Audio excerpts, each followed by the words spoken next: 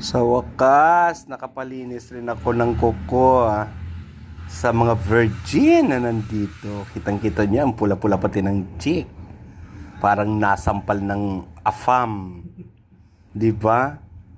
Beshi, hawiin mong konti yung yung curtain para ang customer ay maliput-liputan kadikit. Ayan, yan, okay na. Ganyan, di ba? So, siyempre guys, dito to sa Rari Aesthetic Salon and Spa. Diba?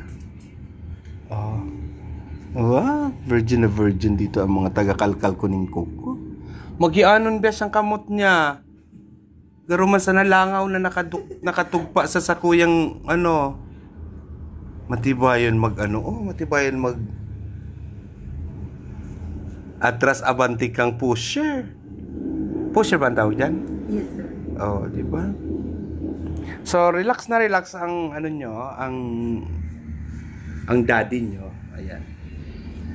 So, yan. Abangan natin ang kulay na gusto ko. Siyempre, ngayon hindi lang mga babae na nagpapakulay ng nails. Ito guys ay ordinary lang ito. Ordinary, anong tawag dyan? Color.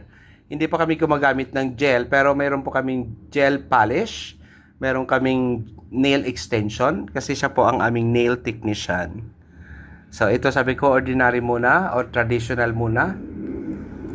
Saka na ako magpapa-extension ng kuko kapag ready na ako, kapag sasali ako sa drag queen, 'di ba? Wow, ito panalo yan sa sa drag queen. Champion yan sa drag queen.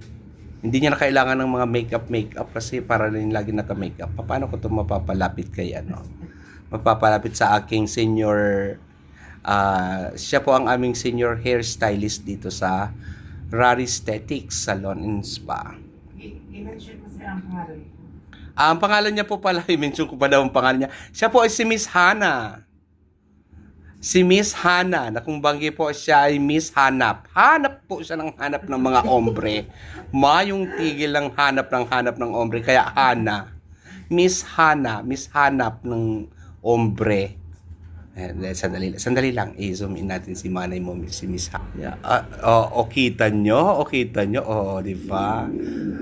Huwag mong takpan ang face mo, bes, para makita nila. Yan ang tambayan, lipot sa aircon. So, balik tayo dito kay Siya naman pala ang aming nail technician. Siya naman po ay si Miss Maria.